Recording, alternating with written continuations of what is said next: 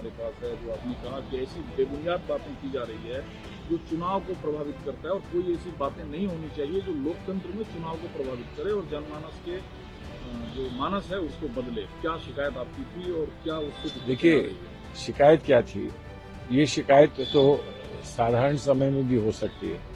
लोकतंत्र में ऐसा नहीं होना चाहिए जो ये लोग कर रहे हैं, और जब चुनाव का समय आता है तब तो और भी ऐसा नहीं होना चाहिए और सतर्क रहने की आवश्यकता है। जो वो अनर्गल आरोप लगा रहे हैं वो इस बात को लेके लगा रहे हैं जिससे कि हमारे समाज में बंटवारा हो जाएगा। हम जो भी कहें ये सोच समझ के कहें और शब्दावली हमारी ऐसी हो कि उससे हम बीच में, आम जनता के बीच में कोई खाई ना डालें, चाहे जात का हो या धर्म का हो या कोई और विशेष बात हो, उसको लेकर जनता के बीच में कोई खाई नहीं पैदा करनी चाहिए, ताकि जनता अपना निर्णय जो है वो एक समूचे निर्णय अपना सुना सके और उस निर्णय को लेकर लोकतंत्र को आगे बढ़ा सके। इसमें अगर कोई ऐसी बात आ जाती है जो लोगों का ध्यान बांटकर और पोलराइजेशन की तरफ बढ़ा देती है, तो वो हमारे देश के लिए, समाज के लिए और हमारे लोकतंत्र के लिए अच्छा नहीं है। ये हमने जाकर इलेक्शन कमीशन के सामने रखा। आप लोगों का ये कहना है तब से सरकार अपनी भाजपा पार्टी के तौर पर घबराई हुई है। इधर एनसीईआरटी कमेटी ने जो एक रिकमेंडेशन दिया है उसमें कहा गया है कि जो स्कूल के पाठ्य पुस्तक है उसमें इंडिया की जगह भारत लिखने की सिफारिश की गई है। तो स्कूल को स्कूल कह सकते हैं, पाठशाला नहीं कहते, लेकिन भारत को इंडिया नहीं कह सकते, जबकि हमारे संविधान में ये लिखा है इंडिया दैट इज भारत, यानी कि इंडिया ही भारत है और भारत ही इंडिया है। और हमने अपने संगठन में हमने संकल्प किया है वो यही है कि भारत जीतेगा। इंडिया अलायंस है और इंडिया जुड़ेगा और भारत जीतेगा। तो जो इंडिया को हम जोड़ने की कोशिश कर रहे हैं वो अपने अलायंस को भी जोड़ने की कोशिश कर रहे हैं, मजबूत करने की कोशिश कर रहे हैं, और इस देश को भी, इंडिया को भी जोड़ने की कोशिश कर रहे हैं। तो हम ये चाहते हैं कि इंडिया और भारत भी जुड़े रहें, दोनों जुड़े रहें, दोनों ही एक ही बात है। बल्कि मैंने तो कल ये भी कहा कि इंडिया भी है, भारत भी है, हिंदुस्तान भी है। हम जब जय हिंद कहते हैं तो हम हिंदुस्तान याद करते हैं, जब जय भारत कहते हैं तो भारत को याद करते हैं, और इंडिया विल विन जब कहते हैं तो इंडिया को याद करते हैं। तो आजम खान साहब के पूरे परिवार ने जान को भी खतरा बताया था। आज यूपी के कांग्रेस अध्यक्ष अजय राय उनसे मिलेंगे और अपोजिशन पार्टीज का ये कहना है कि बेवजह उन्हें परेशान किया जा रहा है। अजय राय का मिलना तब जबकि मध्य प्रदेश में सपा और कांग्रेस के बीच थोड़ी कहासुनी हुई थी, और आज कांग्रेस के अध्यक्ष उनसे मिलेंगे। देखिए, वो शिष्टाचार में कांग्रेस के अध्यक्ष जा रहे हैं, इसमें इसको आप कोई एक राजनीतिक वो मत समझिए, संकेत मत समझिए। लेकिन हाँ, समाजवादी पार्टी और कांग्रेस पार्टी के अब संबंध अच्छे हैं, हम एक साथ हैं, इंडिया अलायंस में एक साथ हैं। तो इसलिए एक दूसरे के किसी नेता पर अगर कोई ऐसा बुरा समय आता है तो उसमें सहानुभूति दिखाना और उसमें सपोर्ट दिखाना ये हमारा दायित्व बनता है। मैं समझता हूँ इसी को देखकर अध्यक्ष जी ने ये निर्णय लिया है। एक सर आखिरी सवाल है, कल 6 घंटे की ये जो वहाँ की सत्तासीन पार्टी है वो कहती है कांग्रेस की सत्ता से काफी दूर है और कांग्रेस काफी मंथन कर रही है, एक एक सीट पर विचार कर रही है। क्या माना जाए तेलंगाना को? हम जब लड़ते हैं चुनाव, तो हम ये मान के लड़ते हैं कि हमें ये चुनाव जीतना है।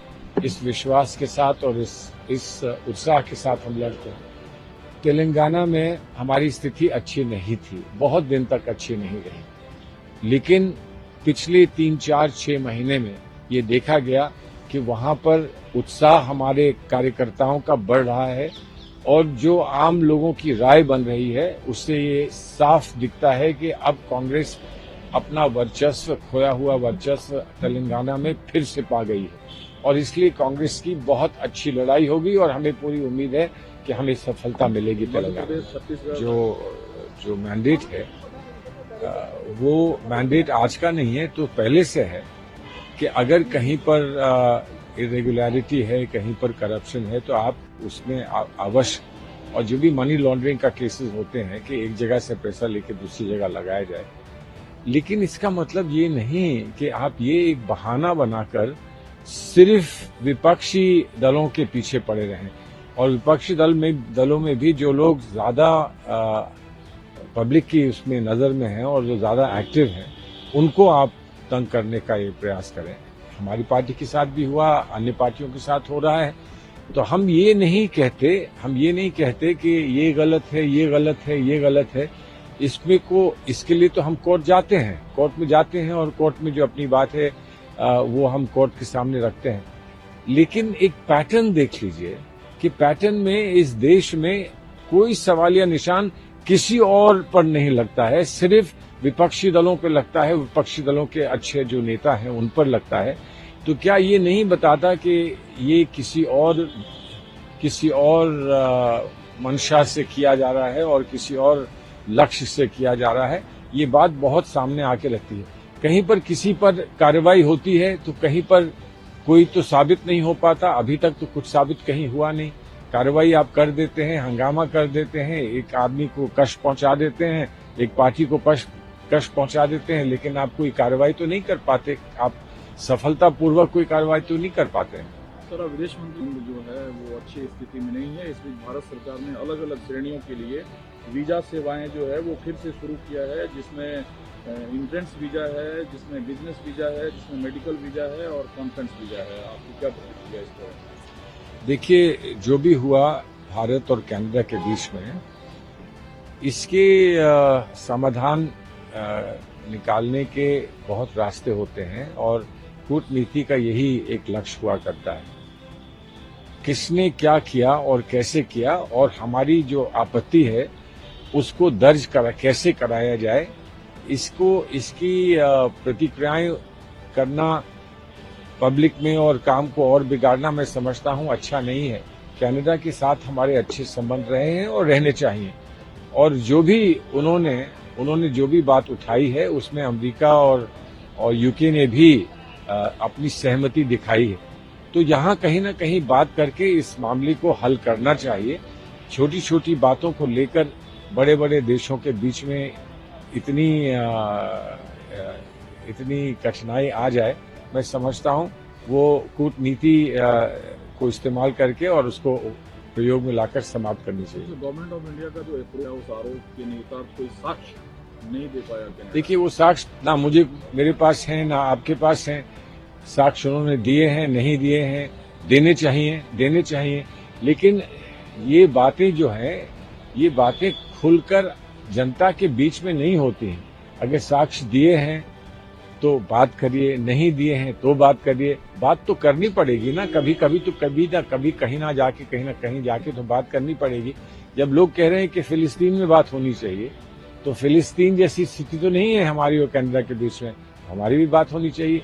और जिस बात में निष्कर्ष निकलता है उसको फिर सबके सामने रखना चाहिए। दूसरा सर, आप खुद उत्तर प्रदेश से आया है, जो राम जन्मभूमि तीर्थ ट्रस्ट के पदाधिकारी हैं वो 22 जनवरी के लिए निमंत्रण पत्र नरेंद्र मोदी साहब को दिया है और नरेंद्र मोदी साहब ने कहा है कि यह मेरा सौभाग्य होगा कि मैं अपने जीवन काल में ऐसा ऐतिहासिक अवसर देखूंगा जब रामलला की मूर्ति स्थापित किए जाएंगे। देखिए, निमंत्रण सिर्फ एक ही पार्टी को जा रहा है क्या? कौन कौन पहुंचता कौन नहीं पहुंचता उस पर मैं कोई टिप्पणी नहीं कर सकता हूं। लेकिन भगवान सिर्फ एक पार्टी तक सीमित रह गए हैं क्या? निमंत्रण देने हैं और उसमें अगर उत्साह और उल्लास सबका देखना है तो सभी को होना चाहिए, सभी को निमंत्रित करना चाहिए। अब उनको अपनी परिस्थितियों को देखते हुए क्या करना है वो निर्णय लेंगे। लेकिन आप इसको एक पार्टी का प्रोग्राम बना रहे हैं। क्या ये पार्टी का प्रोग्राम है और एक ही व्यक्ति विशेष का ही प्रोग्राम है? तो ये मेरी तो समझ में नहीं आता। भगवान तो सबके हैं ना। ईश्वर सबके हैं, तो निमंत्रण क्यों नहीं सबको? तो बाकी पार्टियों को भी निमंत्रण तो जाना चाहिए था। और अगर ये दिखाना है कि भगवान सबके हैं और इस बात को एक बार फिर से उजागर करना है, तो फिर ये बताना था कि हमने निमंत्रण सबको भेजा है। लेकिन मुझे ऐसी कोई सूचना नहीं है।